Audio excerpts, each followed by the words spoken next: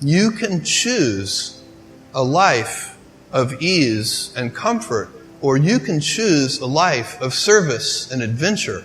Which one of those, when you're 90 years old, are you going to be more proud of? There are a lot of things that are a waste of time. When you think about your life, I often tell people that I work with, if you can because people have very high standards for how they want their work life to be. And I said, look, if you can get your work life to be where you enjoy half of it, that is amazing. Because very few people ever achieve that. Because the truth is, everything comes with overhead. That's reality. Everything comes with pieces that you don't like. You could be a Supreme Court justice, and there's still going to be pieces of your job you don't like. You can be a university professor, and still going to be, you have to go to committee meetings, and you have to do every job comes with pieces you don't like. And we need to say, that's part of it.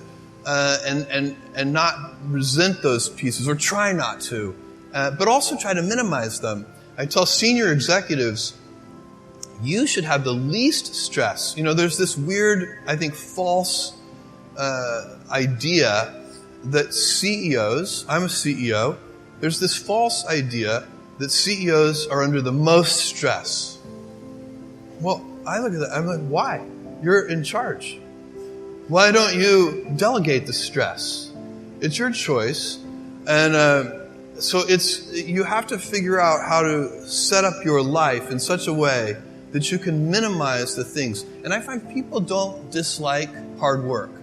What people dislike is being out of control. Like they can't control their life. They can't control their environment. This happens to me when I get overscheduled. I hate being overscheduled.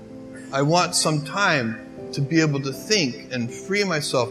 We all have the same amount of time in the world. Nobody has more time than anybody else.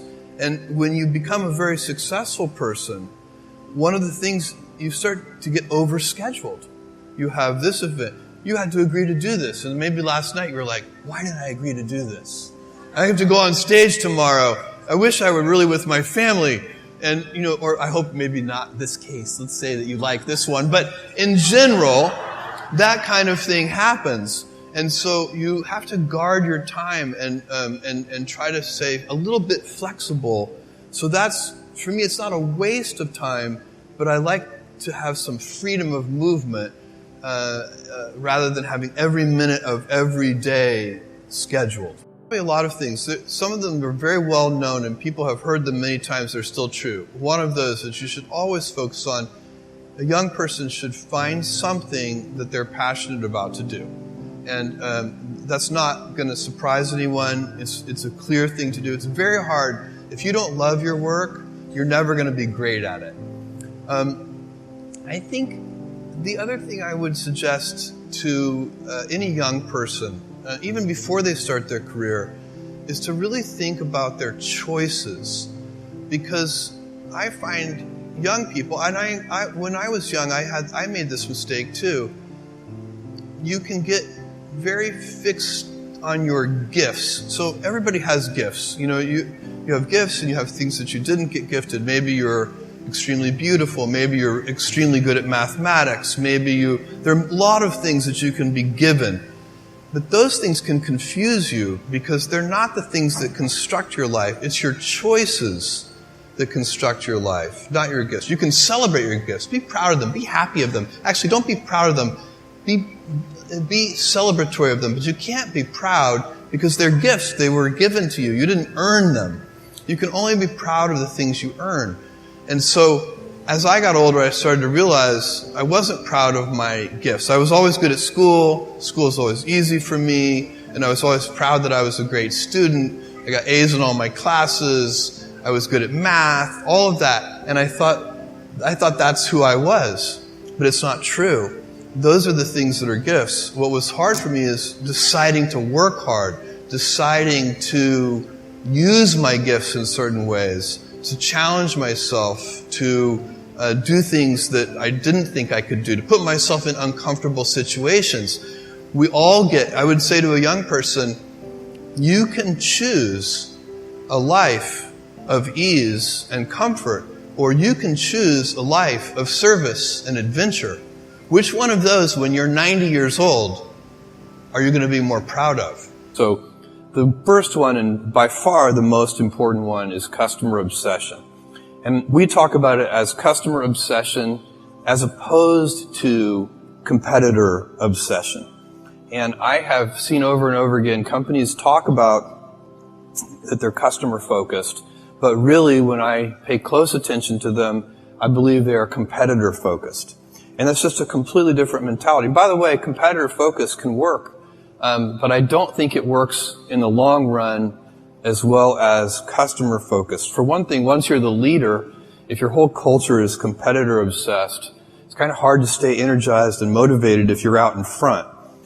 Whereas customers are always unsatisfied. They're always discontent. They always want more. And so no matter how far you get out there in front of your competitors, you're still behind your customers.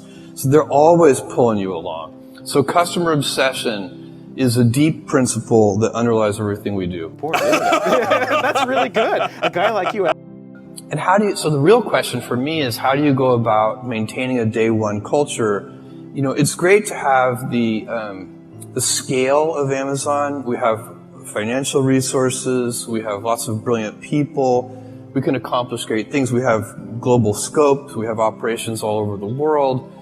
But the downside of that is that you can lose your nimbleness. You can lose your entrepreneurial spirit. You can lose that kind of heart that small companies often have. And so if you could have the best of both worlds, if you can have that entrepreneurial spirit and heart, while at the same time having all the advantages that come with scale and scope, think of the things that you could do. And so the question is, how do you achieve that? The scale is good because it makes you robust. You know, a big boxer can take a punch to the head. The question is, you also want to dodge those punches. So you'd like to be nimble. You want to be big and nimble. And I find that there are a lot of things that are protective of the day one mentality. I already spent some time on one of them, which is customer obsession. I think that's the most important thing. If you can, and it gets harder as you get bigger. When you're a little tiny company, say you're a 10-person startup company, every single person in the company is focused on the customer. When you get to be a bigger company, you've got middle managers, and you've got all these layers, and those people aren't on the front lines. They're not interacting with customers every day.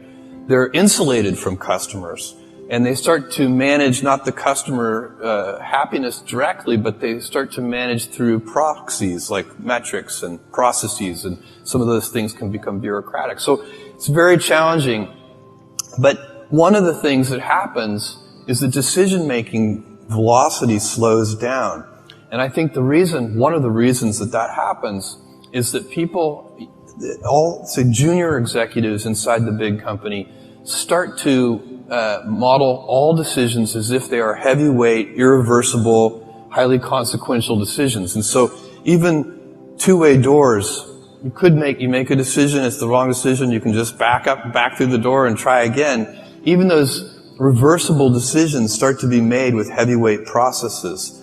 And so you can teach people that these pitfalls and traps, and then teach them to avoid those traps. And that's what we're trying to do at Amazon, so that we can maintain our inventiveness and our heart and our kind of small company spirit, even as we have the scale and scope of a larger company. That's really good. A guy like you.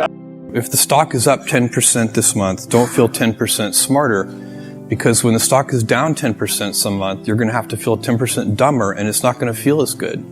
And so it's, ownership is, we give most of our compensation is done in terms of stock compensation, and part and parcel with ownership is a mentality of long-term thinking.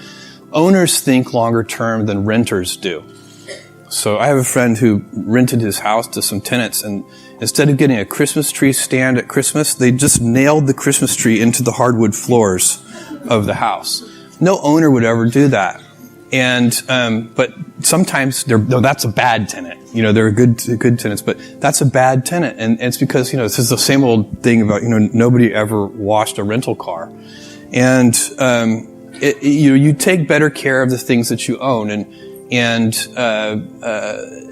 But one of the responsibilities of ownership, and definitely deep inside the Amazon culture, is to think about the fundamentals of the business and not the daily fluctuations in the stock price. There's no information in it. That's really good. A guy like you. What are you really focusing on? So, I'm focusing on those things that I think make Amazon unusual. Genuine customer obsession. So like every single thing you just mentioned, when our senior executives sit down and review those programs, they're looking for customer obsession. How is it? Second one that we're focused on is invention. We don't like to do Me Too offerings. We'll be inspired by something we see in the world. We're not hermetically sealed, but we want to put our own twist on it. We want to try to do something better for customers that's pioneering. So where is the invention? Why is this going to be better for customers than whatever is serving that need in the world today? And then a willingness to think long term. So I'm very focused on those things, and also the operational excellence, reducing defects at their root. Those are the things. That's the culture of Amazon. It's the habits that we have. Those are the things I'm focused on, and those are the things that all of our senior people are focused on.